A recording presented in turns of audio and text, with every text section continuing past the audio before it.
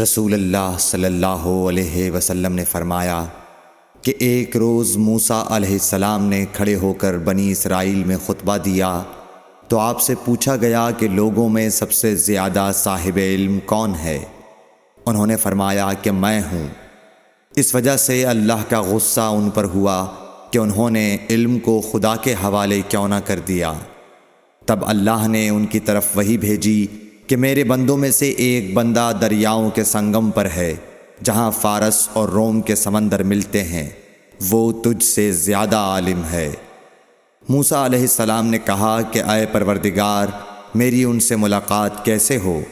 حکم ہوا کہ ایک مچھلی زنبیل میں رکھ لو، پھر جہاں تم اس مچھلی کو گم کر دو گے تو وہ بندہ تمہیں وہیں ملے گا۔ تب موسیٰ علیہ السلام چلے اور ساتھ اپنے خادم یوشع بن نون کو لے لیا، اور انہوں نے زنبیل میں مچھلی رکھ لی۔ جب ایک پتھر کے پاس پہنچے، دونوں اپنے سر اس پر رکھ کر سو گئے، اور مچھلی زنبیل سے نکل کر دریا میں اپنی راہ بناتی چلی گئی۔ اور یہ بات موسیٰ علیہ السلام اور ان کے ساتھی کے لیے بے حد تعجب کی تھی۔ پھر دونوں باقی رات اور دن میں جتنا وقت باقی تھا چلتے رہے۔ جب صبح ہوئی، موسیٰ علیہ السلام نے خادم سے کہا، ہمارا ناشتہ لاؤ، اس سفر میں ہم نے کافی تکلیف اٹھائی ہے۔ اور موسیٰ علیہ السلام بالکل نہیں تھکے تھے، مگر جب اس جگہ سے آگے نکل گئے جہاں تک انہیں جانے کا حکم ملا تھا، تب ان کے خادم نے کہا کہ کیا آپ نے دیکھا تھا کہ جب ہم صخرہ کے پاس ٹھہرے تھے تو میں مچھلی کا ذکر بھول گیا؟ بقول بعض صخرہ کے نیچے آب حیات تھا، وہ اس مچھلی پر پڑا اور وہ زندہ ہو کر بقدرت الہی دریا میں چل دی۔ یہ سن کر موسیٰ علیہ السلام بولے کہ یہ ہی وہ جگہ ہے جس کی ہمیں تلاش تھی، تو وہ پچھلے پاؤں واپس ہو گئے۔ جب پتھر تک پہنچے تو دیکھا کہ ایک شخص کپڑا اوڑھے ہوئے موجود ہے۔ موسیٰ علیہ السلام نے انہیں سلام کیا۔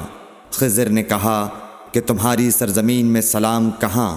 پھر موسیٰ علیہ السلام نے کہا کہ میں موسیٰ ہوں۔ خضر بولے کہ بنی اسرائیل کے موسیٰ؟ انہوں نے جواب دیا ہاں۔ پھر کہا کہ کیا میں آپ کے ساتھ چل سکتا ہوں تاکہ آپ مجھے ہدایت کی وہ باتیں بتلاؤ جو اللہ نے خاص آپ ہی کو سکھلائی ہیں؟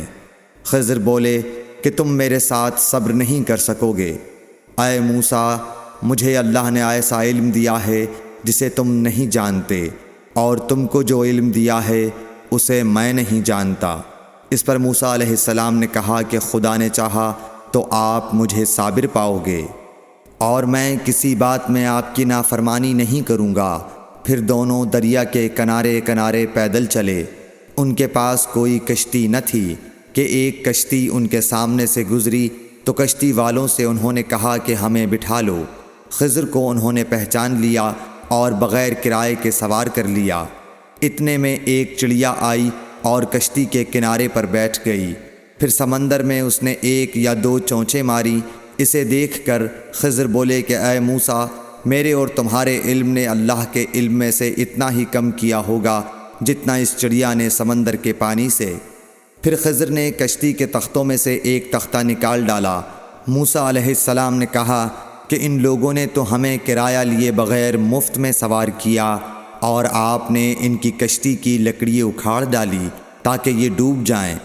خضر بولے کہ کیا میں نے نہیں کہا تھا کہ تم میرے ساتھ صبر نہیں کر سکو گے؟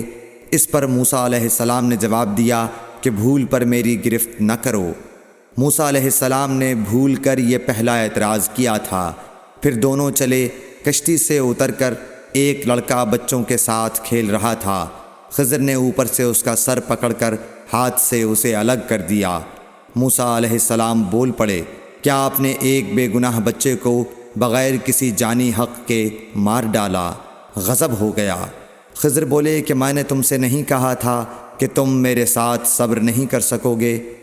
ابن عیینہ کہتے ہیں کہ اس کلام میں پہلے سے زیادہ تاکید ہے، کیونکہ پہلے کلام میں لفظ لکا نہیں کہا تھا، اس میں لکا زائد کیا، جس سے تاکید ظاہر ہے۔ پھر دونوں چلتے رہے، حتیٰ کہ ایک گاؤں والوں کے پاس آئے۔ ان سے کھانا لینا چاہا، انہوں نے کھانا کھلانے سے انکار کر دیا۔ انہوں نے وہیں دیکھا کہ ایک دیوار اسی گاؤں میں گرنے کے قریب تھی۔ خضر نے اپنے ہاتھ کے اشارے سے اسے سیدھا کر دیا۔ موسیٰ علیہ السلام بول اٹھے کہ اگر آپ چاہتے تو گاؤں والوں سے اس کام کی مزدوری لے سکتے تھے۔ خضر نے کہا کہ بس اب ہم اور تم میں جدائی کا وقت آ گیا ہے۔ جناب محبوب کبریا رسول اللہ صلی اللہ علیہ وسلم فرماتے ہیں کہ اللہ موسیٰ علیہ السلام پر رحم کرے۔ ہماری تمنا تھی کہ موسیٰ علیہ السلام کچھ دیر اور صبر کرتے تو مزید واقعات ان دونوں کے بیان کیے جاتے اور ہمارے سامنے روشنی میں آتے، مگر حضرت موسیٰ علیہ السلام کی عجلت نے اس علم لدنی کے سلسلے کو جلد ہی منقطع کرا دیا۔ صحیح بخاری حدیث نمبر 122۔